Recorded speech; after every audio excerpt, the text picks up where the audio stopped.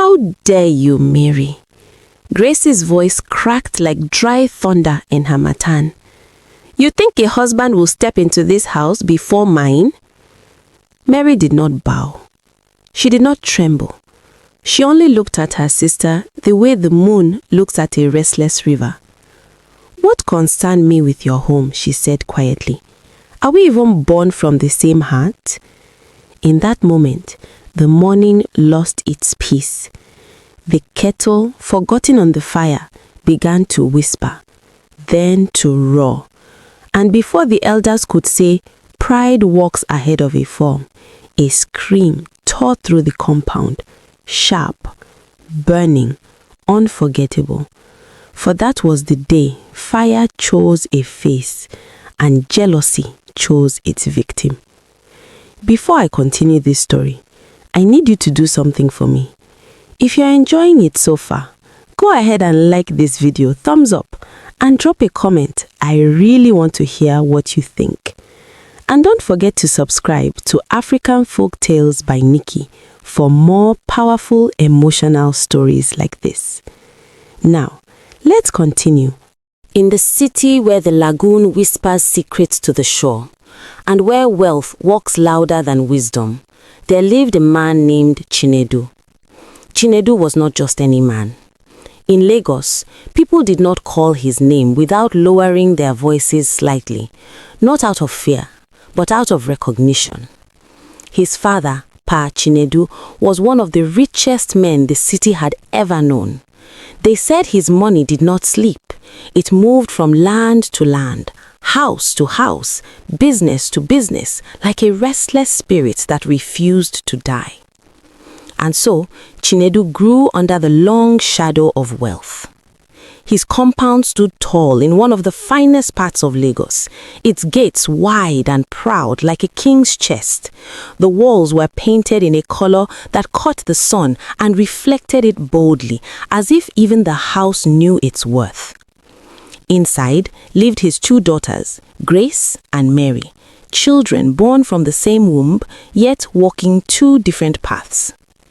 The elders would often say, even twins do not share the same destiny.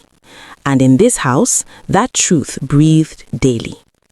Grace, the first daughter, carried beauty like a crown. Her skin glowed like fresh palm oil under the sun. Her eyes were sharp, always scanning, always measuring. When she walked, heads turned, not just because she was beautiful, but because she carried herself like someone who knew the world owed her something. And perhaps, in her heart, she believed it did. From a young age, Chinedu had been reminded of who she was, not by strangers, but by her own father. "You are not like others," Chinedu would say, sitting in his large chair like a king addressing his heir. "Your grandfather is not just a man, he is a name, and that name must not be lowered." Grace listened, Grace learnt, Grace became. Suitors came from near and far, sons of businessmen, young men with bright futures, even those who carried their own wealth like ornaments. They came with gifts, expensive perfumes, gold chains, promises of comfort. But Grace would look at them and smile a thin smile. "My father is not a common man," she would say. "If you cannot stand where he stands, do not come near me." And just like that, doors closed. One by one, the young men stopped coming. One by one, Grace built walls around herself, walls made not of bricks, but of pride. While Grace rose higher in her own eyes, Mary walked closer to the ground. Mary, the second daughter, was different. If Grace was fire, Mary was water. She greeted everyone, old women at the roadside, children playing in the dust, even the gatekeeper who had served the family for years. Her laughter was easy, like rain that did not ask permission before falling. Where Grace saw people as steps to climb, Mary saw them as hearts to touch. She shared what she had, even when she had little reason to. If she bought food, she bought for others. If she smiled, it was not calculated, it was given freely. And so, people loved her. Not because she was rich, but because she was kind. The compound, though large, could not hide the difference between the two sisters. It showed in the way people greeted them. When Grace passed, greetings were careful, measured. When Mary passed, greetings were warm, full, alive. Even the air seemed to shift. Chinedu saw all this, yet his heart leaned towards his first daughter. Not because Mary was lacking, but because in his eyes, Grace represented the legacy he wanted to protect. Wealth must marry wealth, he often said, tapping his walking stick against the tiled floor. Mary heard those words many times, but she did not let them shape her heart. Because Mary believed something different. She believed that a home was not built by money, but by love. And perhaps that belief was what set her on a path her sister could not understand. As the years passed, whispers began to move through Lagos like evening wind. Mary has someone, they said. At first, it was just talk, the kind that travels without proof. But soon, it became something more. People had seen them together.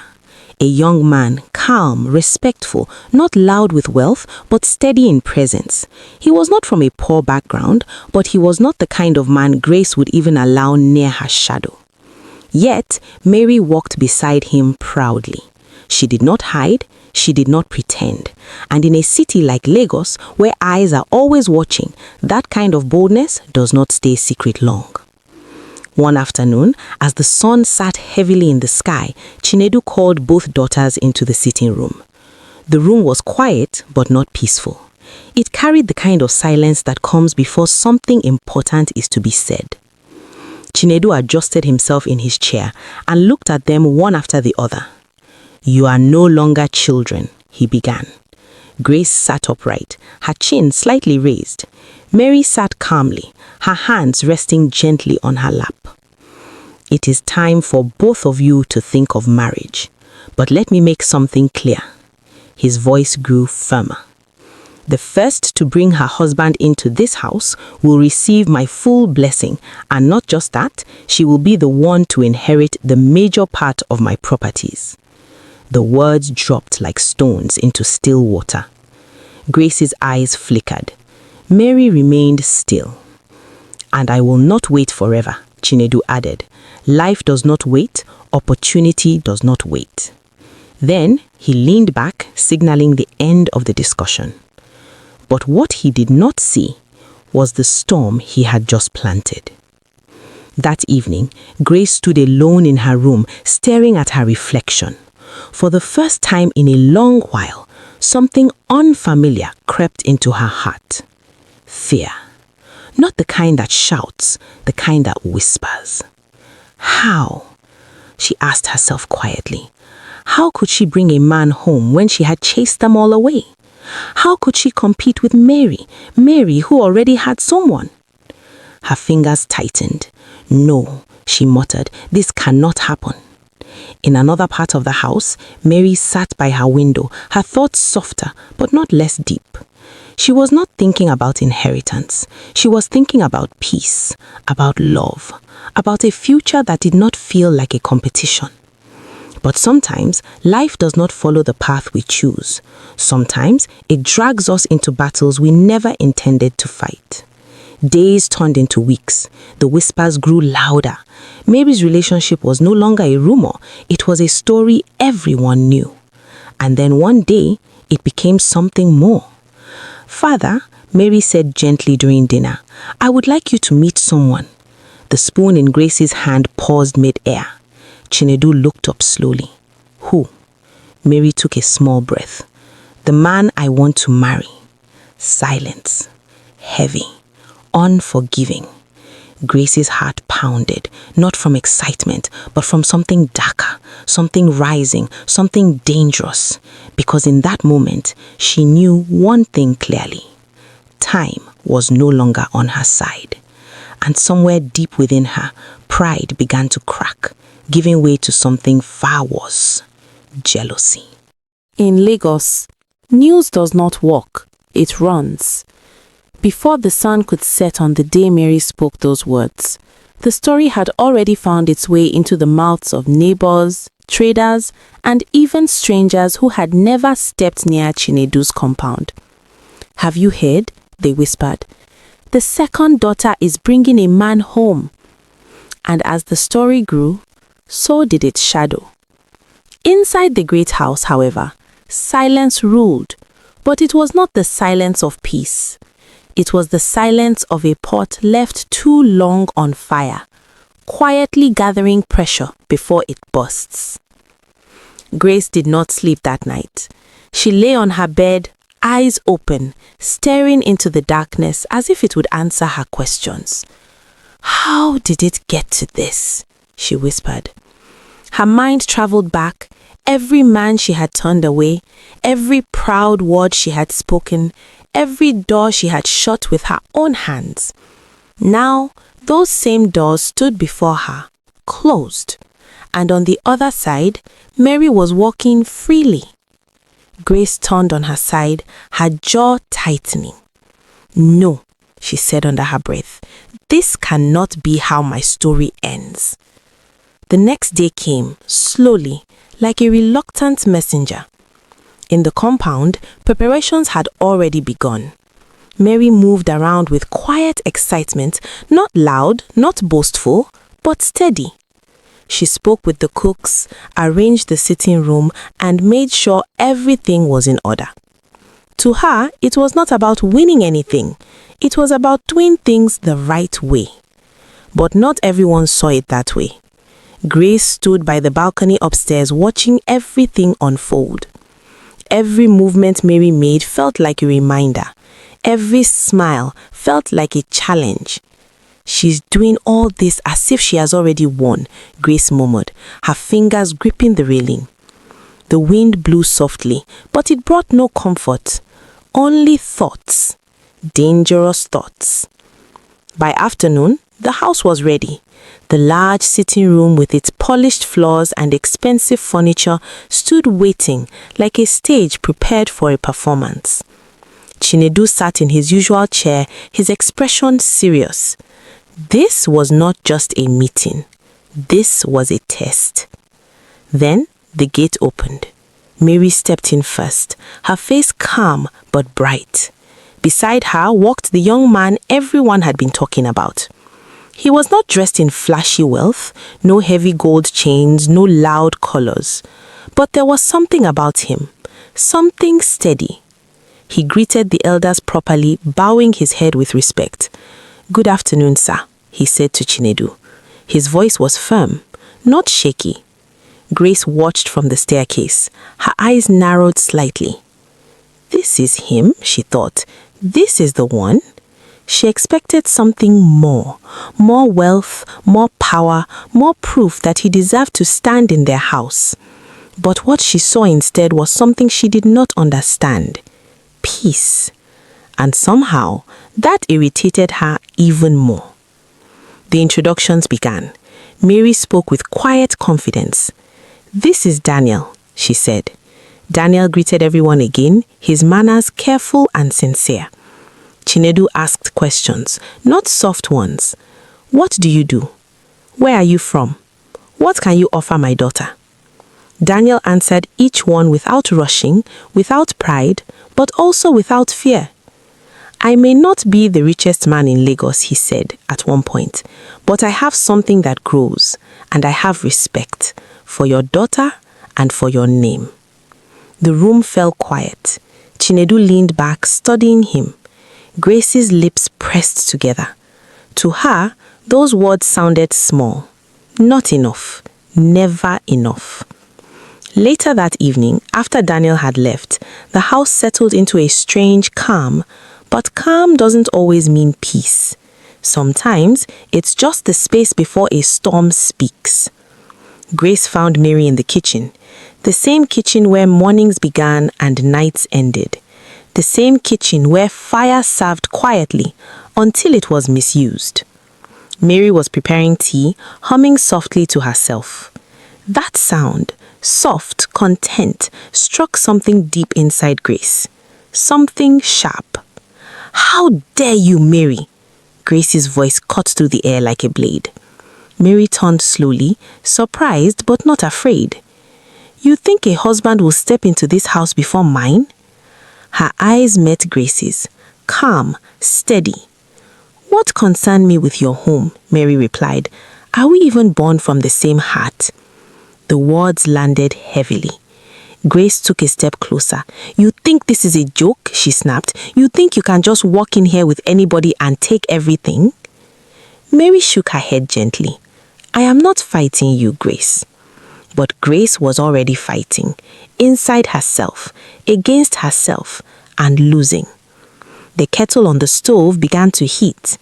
At first it was quiet, then it began to whisper. But neither of them paid attention. You have always been like this, Grace continued, her voice rising, acting like you are better because you greet people, because you smile. Do you think that is what life is? Mary sighed. I don't think I am better than you. I just chose a different way. That sentence was the spark. Grace's vision blurred, not from tears, but from anger too thick to see through. A different way, she repeated slowly. Then, before even her own mind could catch up, her hand moved. The kettle screamed, and then a splash. A sound no one forgets. Mary's scream tore through the house, sharp and full of pain. The cup fell from her hand, shattering on the floor. Her body dropped with it. Help me, she cried. Please help me. The hot water had done its work. It did not choose gently. It did not forgive. It spread across her face, her neck, her skin, leaving behind a pain that words could not carry. Grace stood frozen. The kettle slipped from her hand and hit the floor with a dull sound. For a moment, the world stopped. Then, chaos rushed in. Footsteps thundered. Voices shouted. Chinedu burst into the kitchen, his face filled with shock. What happened? He demanded. But the answer was already there. In Mary's cries, in the steam still rising, in Grace's trembling hands. They rushed Mary to the hospital. The house that once stood proud now felt empty, heavy, ashamed. Grace sat alone that night. No pride, no anger, only silence. The kind that comes when a person realizes they have crossed a line that cannot be erased. Outside, the city of Lagos continued as always. Cars moved, people laughed, life went on. But inside Chinedu's house, everything had changed. Because sometimes it takes only one moment, one act, for a story to turn from pride to regret. There is a saying among the elders. When a child washes her hands clean, she may eat with kings. But when she stains them with fire, even water will fear her. By morning, the great house of Chinedu no longer looked like a home. It looked like a place waiting for judgment. The walls still stood tall, the gates still opened wide, but something inside had shifted. Something that could not be repaired with money, nor hidden with silence. At the hospital, the air was thick with antiseptic and quiet fear. Mary lay on the bed, wrapped in white bandages that covered parts of her face and neck. The doctors had done what they could, but burns do not leave quietly. They mark, they remain, they tell stories long after the pain has faded. Her once smooth skin now carried the harsh handwriting of fire. And beside her bed sat Chinedu. For the first time in many years, the proud man looked small. His shoulders, once firm with authority, now carried the weight of something deeper than wealth could solve. Regret. His eyes rested on Mary, and each breath she took seemed to stab his heart. "My daughter," he whispered, his voice breaking in a way no one had ever heard. Mary opened her eyes slowly. Pain was there, but so was something else. Peace. A quiet kind of strength. "Father," she said softly. Chinedu lowered his head. "I have failed you." Those words did not come easily. Men like him were not raised to admit failure, but pain has a way of breaking even the strongest pride. Mary blinked slowly. "You did not pour the water," she replied gently, but Chinedu shook his head. "No, but I lit the fire." Silence followed. Heavy, honest silence. Because deep down he knew the truth. It was not just Grace's hand that caused the pain. It was the years of feeding pride, the years of teaching that wealth was worth more than character, the years of lifting one child above the other without seeing the seeds he was planting. Back at the house, Grace had not stepped outside her room. The mirrors were covered, the curtains were drawn, even the sunlight seemed unwelcome. She sat on the floor, her back against the wall, her knees pulled close to her chest. Her hands trembled, not from cold, but from memory. The sound of the kettle, the scream, Mary's voice. Again and again it replayed in her mind. "I didn't mean to," she whispered, but the words felt empty, because meaning does not erase action, and action does not forget. Days passed. No laughter filled the house. No visitors came. Even the servants moved quietly, as though afraid to disturb the sorrow hanging in the air. Grace stopped eating properly, stopped speaking, stopped being the person she once was, because the pride that once filled her had now left a hollow space, and in that space lived guilt. Meanwhile, word had spread across Lagos, not the kind of story people celebrated, the kind they spoke of in lowered voices. "Did you hear what happened in Chinedu's house? They say the elder sister did it." Ah, pride. Pride has no mercy. And just like that, the same city that once admired Grace turned its back, because the world does not bow to beauty when it is stained with cruelty. One evening, as the sun prepared to rest, someone knocked on the hospital door. Mary turned her head slightly. Chinedu looked up. It was Daniel. He stepped in quietly, his face filled with concern, not hesitation. Some people would have stayed away. Some would have disappeared, but not him. "How is she?" he asked softly. Chinedu gestured towards the bed. Daniel walked closer. For a moment he paused, not out of rejection, but out of emotion. Then he sat beside her. "Mary," he said gently. Mary looked at him. Her eyes searched his face, not for pity, but for truth. "You came," she said. Daniel nodded. "I said I would stand with you. That has not changed." Tears gathered in Mary's eyes, not from pain this time, but from something deeper. Relief. Because in a world where things had been taken from her, something still remained. Someone still remained. Days turned into weeks. Healing came slowly, not just for Mary's body, but for everyone. One afternoon, Mary asked to go home. Chinedu hesitated at first, but she insisted, and so they returned. The gate opened once again, but this time there was no pride in its welcome, only quiet.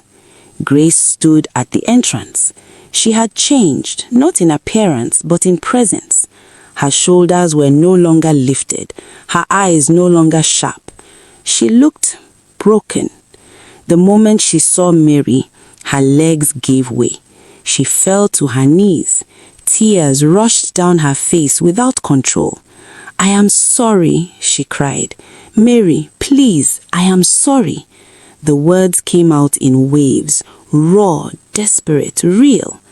"I didn't think, I didn't know, Her voice cracked. "There's nothing I can say to undo it." Silence followed, the kind that decides what comes next. Mary stood still. Then, slowly, she walked forward. Grace lowered her head, unable to meet her eyes. "I don't deserve your forgiveness," Grace whispered. Mary looked at her for a long moment. Then she spoke. "What you did," she said softly, "cannot be erased." Grace nodded, tears falling freely. "I know, but if I carry hatred for you, then the fire did not only burn my skin, it will burn my heart too." Grace looked up slowly. Mary took a breath. "I choose to not let it take everything." Those words were not loud, but they were powerful. Because forgiveness is not weakness, it is strength that many cannot carry. Grace broke down completely, her tears soaking the floor beneath her. Chinedu turned away, unable to hold back his own emotions. Months later, the house began to breathe again, not like before, but differently, better. Chinedu changed. He no longer spoke of wealth as the highest thing. He spoke of character, of humility, of the dangers of pride. Grace too changed. She no longer chased status. She no longer measured people by what they had.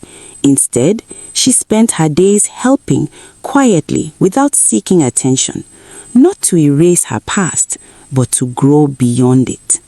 And Mary lived, not as the girl she once was, but as someone stronger, someone who had seen fire and survived it. One evening, as the sun prepared to rest, Chinedu spoke. "There is something I must say," he began. They all listened. "The inheritance I once spoke of," he paused. "I was wrong." Grace and Mary exchanged glances. "I thought wealth should go to the one who moves fastest," he continued. "But now I know it should go to the one who carries it wisely." He looked at both daughters. "And so, I will not divide this house by competition." His voice softened. "I will build something better for both of you." And so, the story that began with pride ended with understanding. The house that once stood on wealth alone now stood on something deeper. Because in the end, the elders were right. Pride may build a tall house, but only humility can keep it standing.